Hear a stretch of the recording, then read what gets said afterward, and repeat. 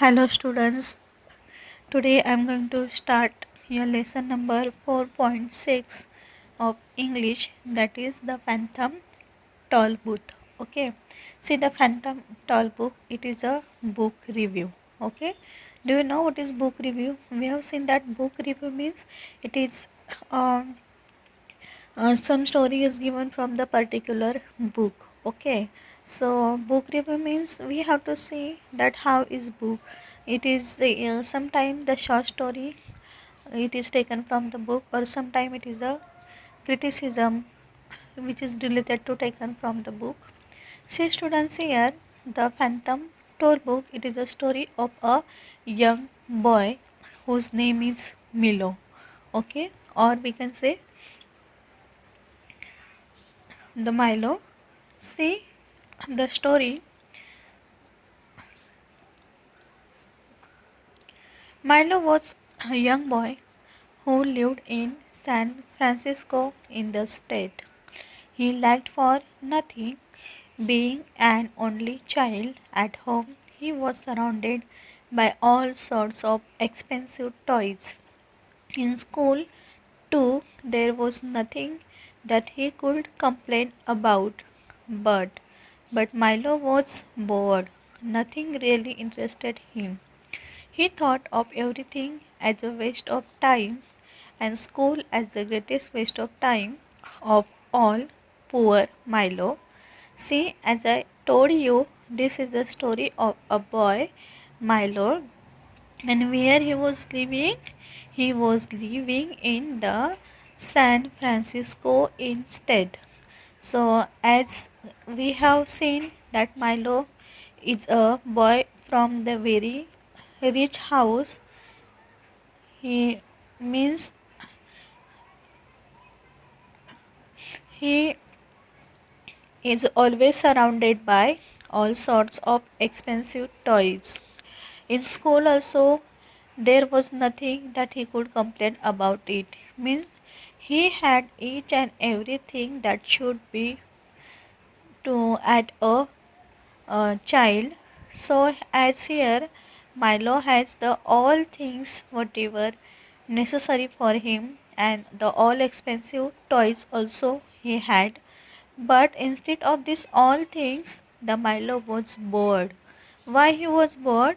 Because he was there was nothing who can be interested him. Okay, nothing really interested him. He was bored with these all things, and he thought that everything in this world it is the waste of time, and especially according to him that school as the greatest waste of time.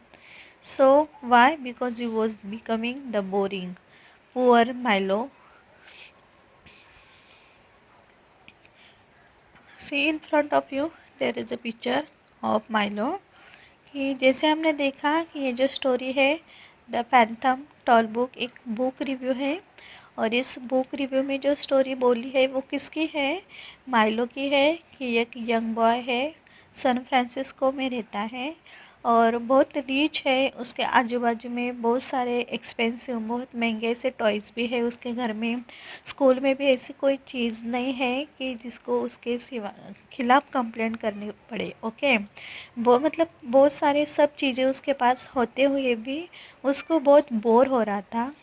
उसको ऐसे कोई मिल नहीं रहा था कि जो interesting हो। तो उसे लग रहा था कि इस दुनिया में जो बहुत सारे या हर एक चीज़ है, एवरीथिंग एक ऐसी है तो वेस्ट ऑफ टाइम है। और इसके हिसाब से स्पेशली स्कूल जाना मतलब यह सबसे बड़ा हमारे लाइफ का वेस्टिंग ऑफ टाइम है। पुअर माइलो, बेचारा Milo was thinking like this, there is nothing for me to do nowhere I would care to go, and hardly anything worth seeing. He thought. You must have guessed by now that Milo belonged to an age when TV, video games and computer were not invented. Okay, अभी क्या हुआ कि Milo बहुत bore हो रहा था और वो सोच रहा था कि there is nothing for me, मेरे पास ऐसा कुछ भी नहीं है कि जो मैं कर सकूं। मतलब अब मैं क्या करूं? और आपको ध्यान देना है कि ये जो माइलो की स्टोरी है वो ऐसे ज़माने से रिलेटेड है कि तब दुनिया में टीवी, वीडियो गेम, कंप्यूटर ऐसा कुछ भी नहीं था। ओके, सो इसकी वजह से माइलो अभी सोच में पड़ गया कि अभी वो क्या करेगा।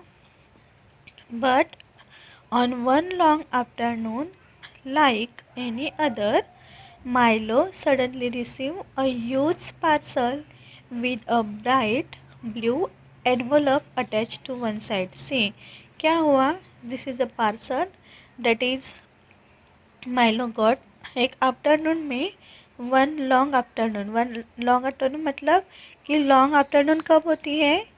समर में होती है ना। तो मे बी ये समर है। बहुत लंबी आफ्टरनून थी। उस दिन उसको एक पार्सल मिला जिस पे एक ब्लू कलर का एनवलप था, जैसे कि आप इस पिक्चर में देख सकते हो। And the envelope was address to him, और वो एनवलप में एड्रेस किसका लिखा था? तो माइले का एड्रेस था। वहाँ पे लिखा था for Milo who has plenty of time, कि माइलो के लिए ये जो पार्सल है वो क्यों आया था? क्योंकि माइलो के पास बहुत सारा टाइम था। Would not you be surprised if something like this happen to you? So was Milo, कि आप सरप्राइज हो गए ना अगर आपको किसी ने अचानक इतना बड़ा गिफ्ट भेजा तो। आप तो वैसे ही जो माइलो था ये जो पार्सल देख के वो सरप्राइज हो गया। I don't think it is my birthday, he puzzled, and Christmas must be months away, and I have not been outstandingly good or even good at all. Milo was an honest boy, so he admitted the last bit to himself. अभी जो Milo था वो इतना surprise हुआ ये parcel देख के, तो उसने सोचा कि मुझे नहीं लगता कि अभी मेरा बर्थडे है, और अभी क्रिसमस तो बहुत महीनों दूर है, और मैं इतना अच्छा भी नहीं हूँ किसी के साथ, मतलब मैं किसी के साथ इतना अच्छा नहीं हूँ कि कोई मुझे ये गिफ्ट भेजेगा। फिर मुझे ये गिफ्ट मिला क्यों? तो मिलो कौन था? एक ऑनेस्ट बॉय था। इसकी वजह से उसने ये एडमिट किया कि वो अच्छा लड़का नहीं है। फिर भी उसको ये जो गिफ्ट है वो क्यों मिला? He could not return the parcel, there was no sender's address on it, so just in order to be polite, Milo decided to open the envelope. अभी क्या हुआ कि माइलो ये जो पार्सल था वो रिटर्न भी नहीं कर पा सकता था। क्यों कर पा रहा था या कर सकता था? क्योंकि उस पार्सल के ऊपर सेंडर का एड्रेस ही लिखा नहीं था। इसकी वजह से माइलो ने क्या किया, तो पोलाइटली वो जो पार्सल उसको मिला है तो वो एनवलप उसने ओपन करने का डिसाइड किया। उसमें लिखा था 1 turnpike toll booth. It was written inside. अंदर क्या लिखा था? Easily assembled at home and for use by those who have never travelled in lands beyond. मतलब ये जो पार्सल है ये जो एक टोल बूथ था, और ये टोल बूथ किसके लिए है?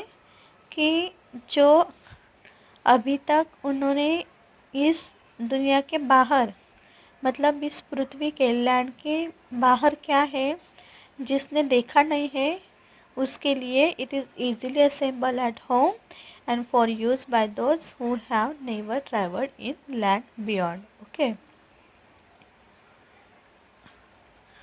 so like you, Milo was also intrigued by the words land beyond, and there was also a list of the content of the parcel.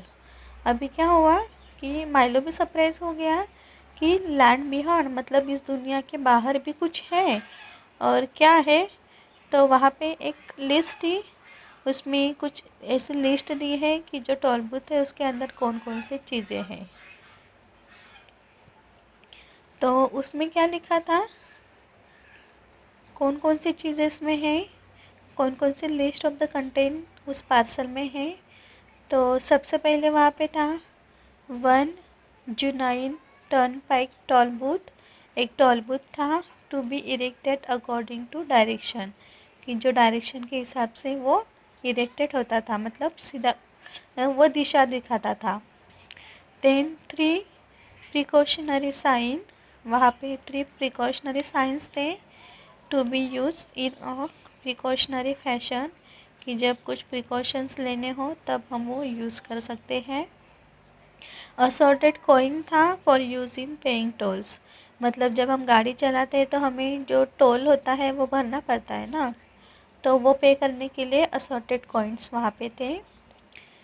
1 map था up to date and carefully drawn by master cartographers depicting natural and man made features, कि एक map था कि जो cartographer का master होगा, मतलब जो मैप बनाने में जो मास्टर होते हैं उन्होंने बहुत केयरफुली वो बनाया था, जिसमें बहुत सारे natural and man made features थे वो भी दिखाई दिए थे। एंड एक बुक था, उसमें rules and traffics regulations which may not be bend और ब्रोकन, कि ये जो टोल बुक था उसमें क्या था कि एक बुक थी और उसमें ऐसे रूल्स एंड ट्रैफिक रेगुलेशंस लिख के दिए थे कि जो हमें कभी भी ब्रेक नहीं करने हैं।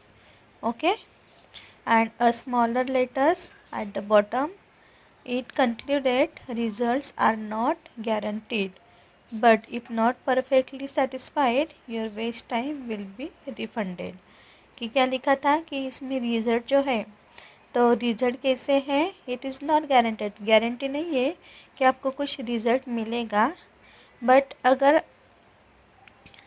आपके पास कुछ है ही नहीं टाइम वेस्ट करने के लिए, तो आपके लिए एक अच्छा सा रिफ़ंड है जिसमें आप सेटिस्फाइड हो सकते हो। ओके, मतलब पूरी तरह से आपको अगर ये सेटिस्फाइड नहीं करेगा इसका जो रिज़ल्ट है वो, फिर भी अगर आपके पास टाइम में वेस्ट ऑफ टाइम है तो आप इसमें रिफ़ंड कर सकते हो। Because Milo had nothing else to do, he followed the directions and erected the toll booth. It was a proper booth with windows and a room and a coin box. अभी जैसे हमने देखा कि Milo के पास कुछ काम नहीं था, इसलिए उसने क्या किया कि जैसे डायरेक्शन दिया था वैसे वैसे वो टूल बोर्ड में बैठ गया और वो जो टूल बोर्ड था वो उसको डायरेक्शन दिखाने लगा। एंड ये बिल्कुल ऐसा प्रॉपर बूथ था जिसको विंडो भी थी, रूम भी था एंड एक कॉइन बॉक्स भी था। So students, rest of the story will be seen into the next lecture. Okay.